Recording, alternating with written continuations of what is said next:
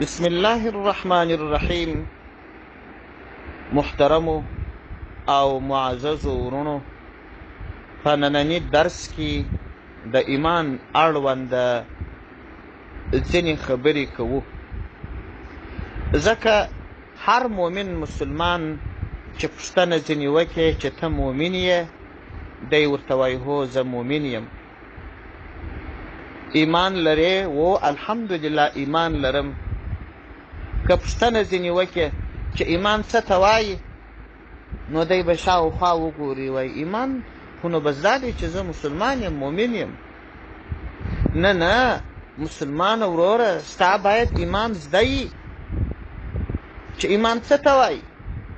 که یو کافر ستا څه پوښتنه وکړي چې ته ایمان لرې، ته ورته هو وایي ایمان څه شی دی، تا ته باید معلوم وي، تا ته باید دا خبره معلومه وي چې ایمان څو رکنونه دي، کم اجزا یې دي. د ایمان ډولونه باید درته معلوم وي، د ایمان شرطونه باید درته معلوم وي. د ایمان رکنونه هغه دي چې یو شی یې پاته سو بس ایمان لاړی. شرطونه یې هغه دي چې یو شرط یې ولاړی ایمان لاړی. باید ستا زده وي. نو ایمان څه ته وایي؟ ته به دا وایه چې ایمان په خوله باندې د لا اله الا الله محمد رسول الله اقرار کول، او په زړه کې د همدغه کلمې پر معنا باندې باور او یقین کول. د دې کلمې معنا څه ده؟ لا اله، نسته لایق د عبادت، نسته بل خدای، نسته بل لایق د باچهۍ الا الله، ما سوا د الله څخه. محمد صلی الله علیه وسلم چې دی رسول الله، د الله رسول دی. دا د دې کلمې معنا ده.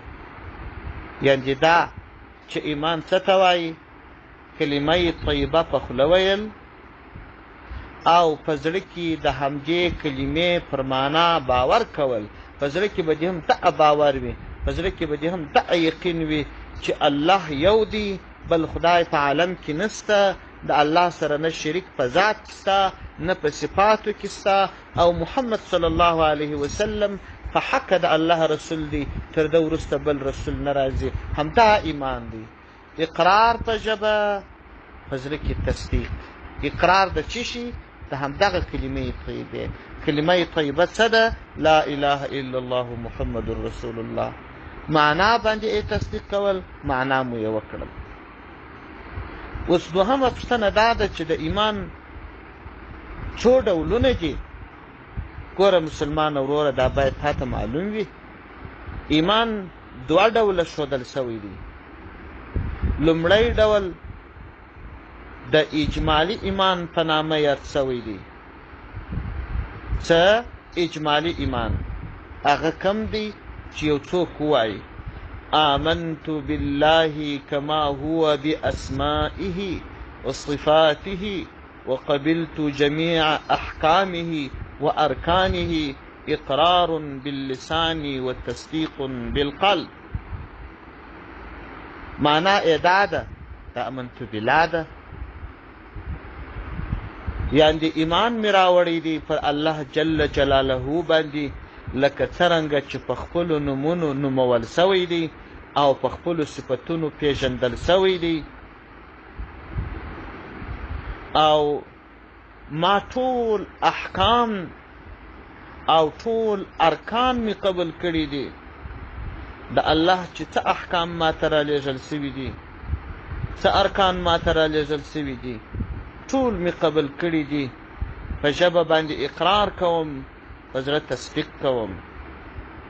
همدغه ته اجمالي ایمان ویل کېږي. دوهم ډول بیا د تفصیلي ایمان په نامه باندې یاد سوی دی. لکه چې څوک ووایي آمنت بالله وملائکته وکتبه ورسله واليوم الآخر والقدر خيره وشره من الله تعالى والبعث بعد الموت حق.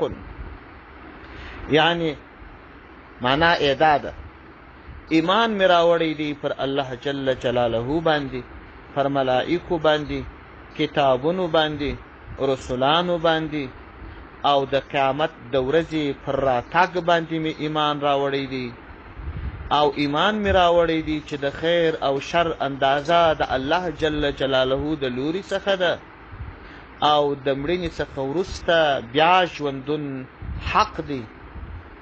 همدا تفصیلي ایمان دی. که څوک درته وایي چې ایمان څو ډوله دی، ته به ورته وایې چې دوه ډوله دی.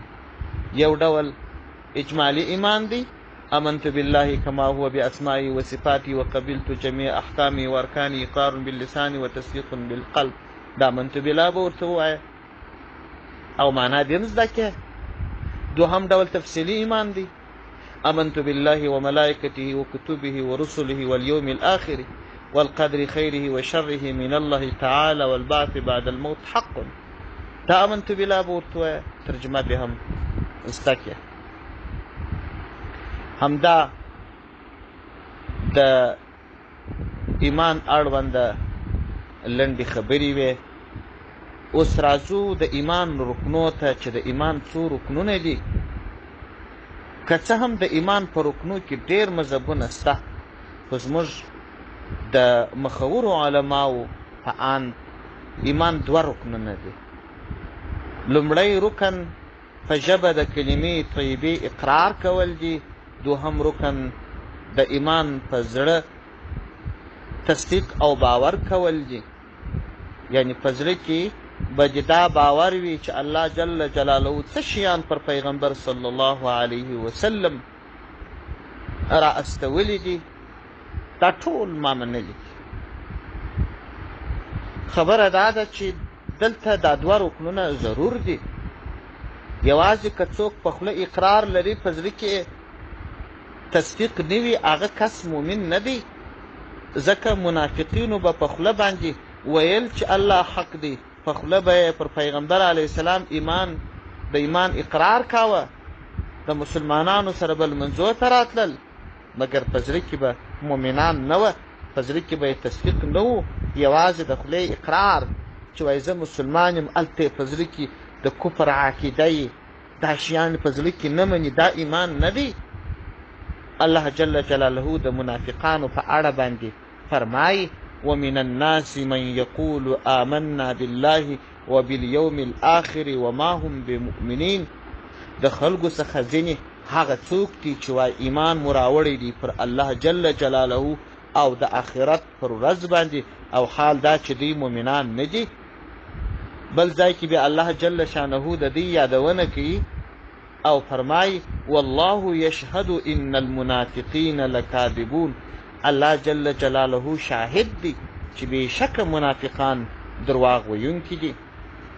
همدا ډول که څوک په زړه کې تصدیق وي خو په خوله اقرار نه کوي، هغه هم مسلمانان نه دي. ځکه اهل کتاب یهودو نصاراو په زړو کې پوره باور درلودی چې قرآن حق دی، په زړو کې پوره باور درلودی چې محمد صلی الله علیه وسلم په حق پیغمبر دی، بیا یې هم په خوله یې صرف اقرار نه کاوه. لکه چې الله جل شانه د دې یادونه په قرآن عظیم شان کې کړې ده او فرمایي الذین آتیناهم الکتاب یعرفونه کما یعرفون ابناءهم. هغه کسان چې کتاب یعنی تورات و انجیل مور کړی دي، دوی محمد صلی الله علیه وسلم داسې پیژني لکه خپل زامن چې پیژني. داسې یې ټینګ باور دی چې دا په حق پیغمبر دی، صرف په خوله اقرار نه کوي. هغه اهل کتاب هم مسلمانان نه بلل کېدل.